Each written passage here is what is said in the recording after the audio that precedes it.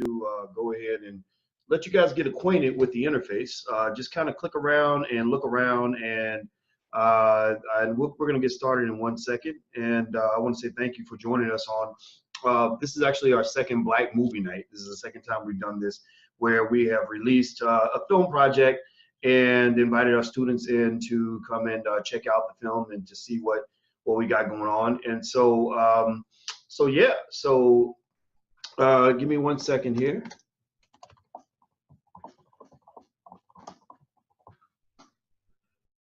All right.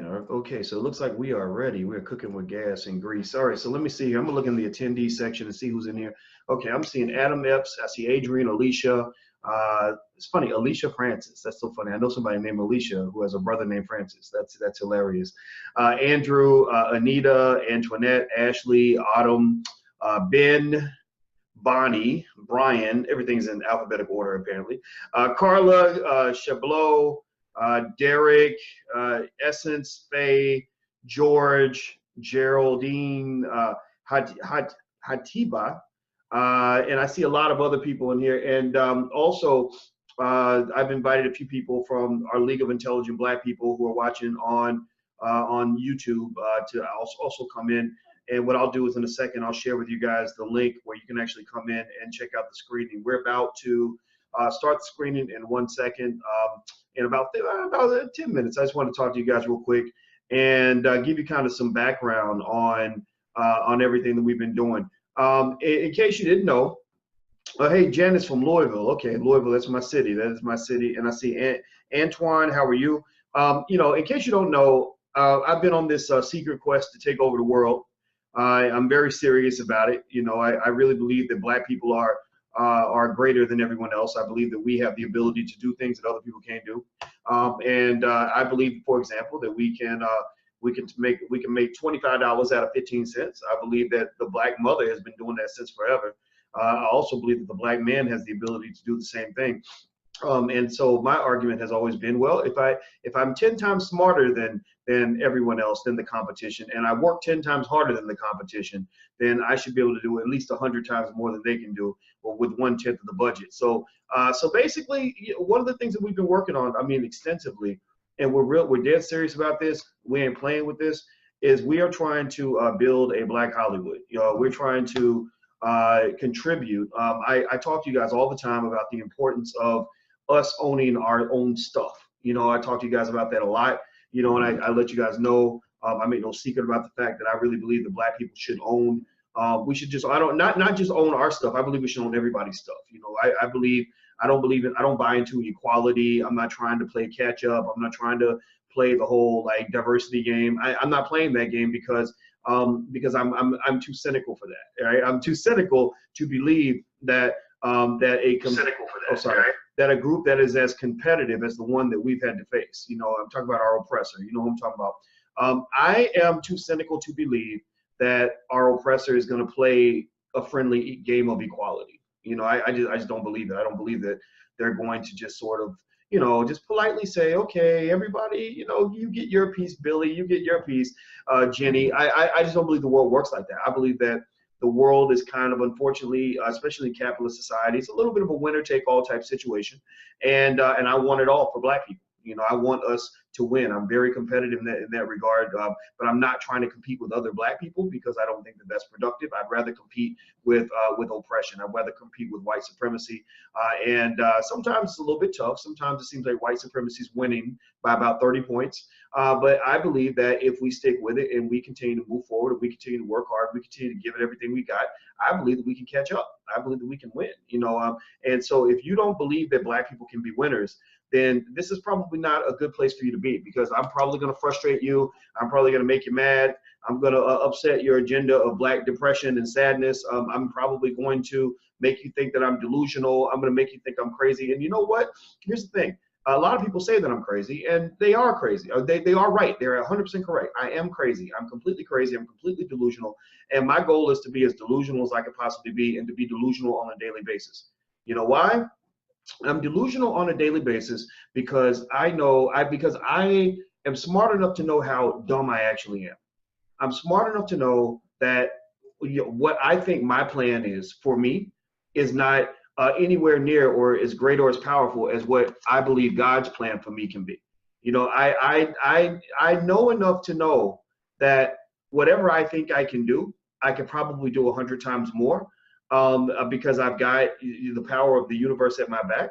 I am a believer in the spiritual side of Black achievement. I believe that we couldn't have got to where we are without being spiritual people. And I'm very spiritual in terms of how I approach things. So a lot of times, you know, sometimes you sit there and you say, okay, I need to get, I've only got 8 plus 7, and I need that to equal 145, right? But you're thinking, wait, but 8 plus 7 is only 15. How's 8 plus 7 going to equal 145? That doesn't make any sense, you know. And I'll say, well, you know, I guess we get the first 15 based on mathematics and based on what I see, and the other 130 is going to have to come from what I don't see. That's going to be the spiritual bridge that's going to link the what I perceive to be the possible with that which is perceived to be the impossible. Right. And if you think about it, throughout our history, all the people that have achieved the most in our community, all the people that have gotten us to where we are right now, are people that went into impossible situations.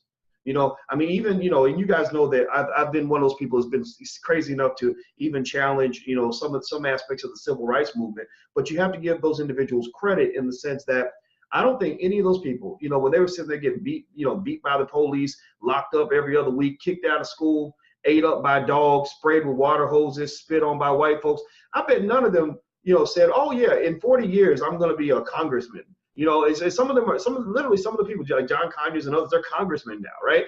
You know, I don't think that a lot of people that have accomplished great things, I don't think when Nat Turner was, you know, surrounded by the slave masters and the troops and the police and everybody else and about to be killed, I don't think that Nat Turner knew that he was actually going to inspire Black people for the next 300 years. I don't think he saw that, right? And so one of the things I do know about life is that, you know, you kind of have different sections, right? You got the stuff that you know, and then you got the stuff that you don't know, and then you got the stuff that you don't know that you don't know, you know? And so at the end of the day, we're all stupid.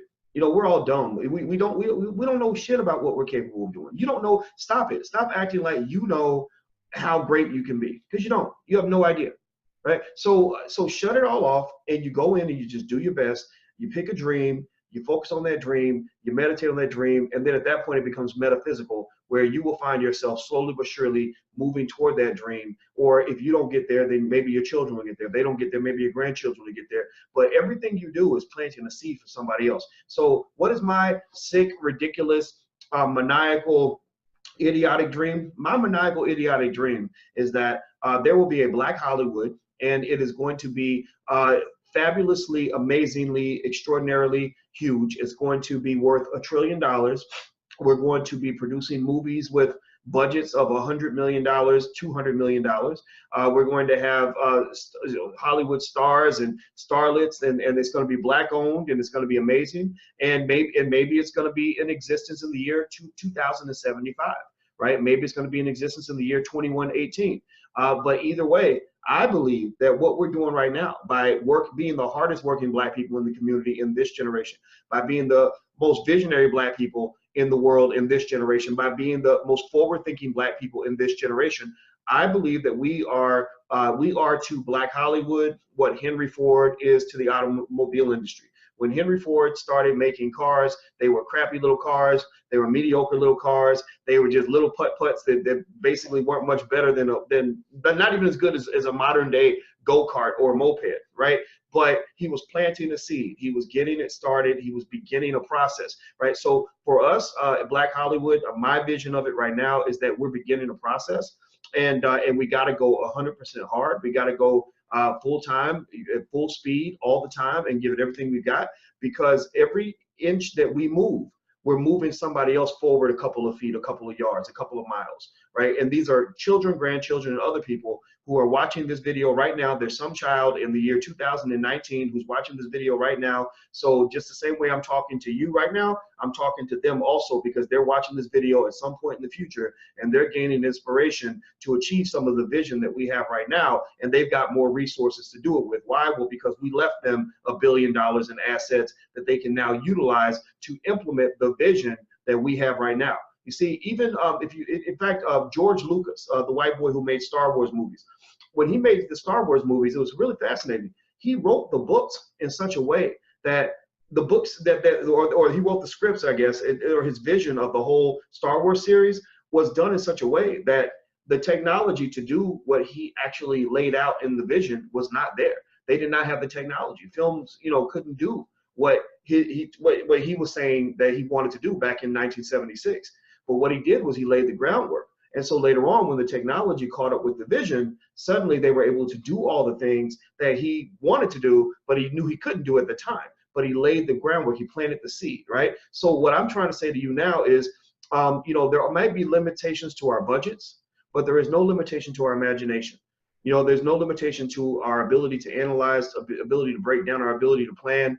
There's no limitations to what we can visualize and lay out on a piece of paper. And then what you do is you just start working toward getting the resources you need to implement that vision.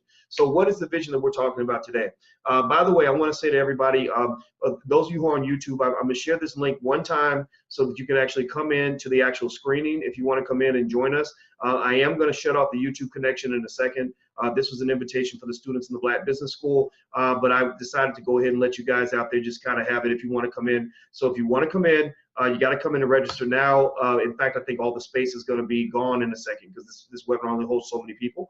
But what we're going to do tonight is we're going to screen something that we've been working on called Black Capital. I've been visualizing a project like this for about 4 years. I've talked about it a little bit here and there. If you follow me real closely, you probably heard me talk about it, but you probably haven't heard me talk about it if you only see me say once a month or once every couple of weeks.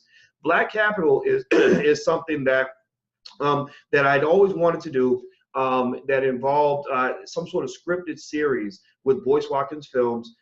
We've made a lot of movies so far, or quite a few. We've made Resurrecting Black Wall Street, The Blueprint.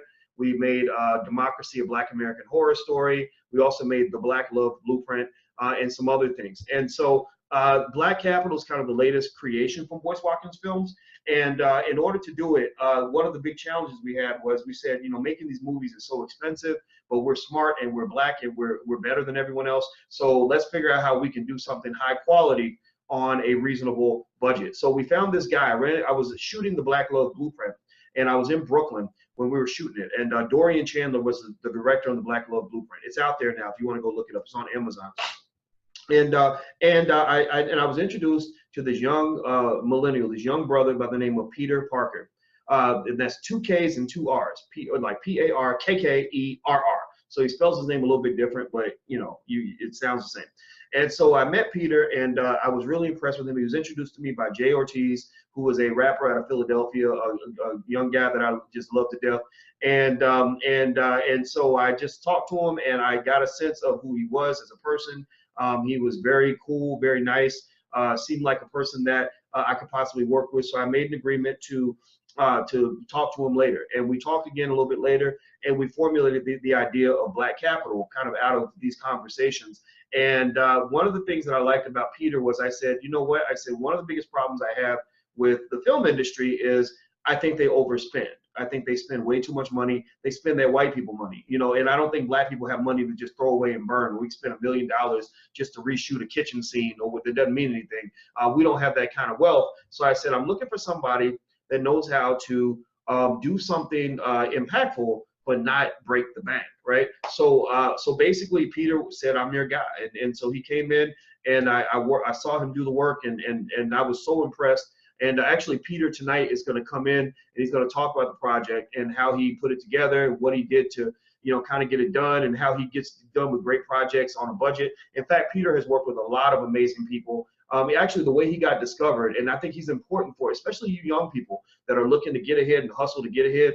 And that's what the whole Black Capital concept is about. It was designed for millennials between, say, the ages of 25 to 35, but everybody can enjoy it. Like, I really enjoy it. But that's the age group that's featured in this. And one of the things that I wanted to do was to really encourage, or to give millennials kind of a space where they can just learn the value of being a straight hustler, like hustle, like creativity, being able to say, look, I can do this. I will do this. I'm going to make this happen. I'm going to get together. I'm going to use my resources. I don't like it when we teach our young people to be depressed and to be sad and to give up, and tell them, oh, well, racism got you shut out and shut down. And you ain't got enough money. You ain't got enough assets. You don't have enough know-how. You can't go to college and spend $8,000 a day to be in college.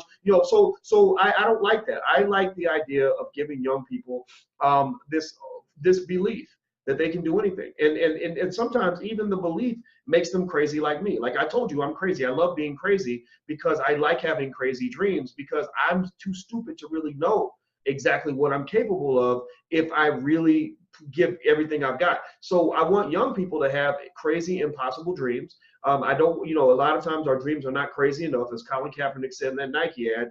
And I love Peter because he had a crazy dream. He found a way to get it done.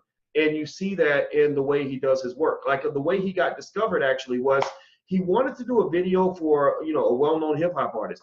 So J. Cole's, one of the biggest out there. And Jay, apparently, and Peter will come in later and he'll tell you this story.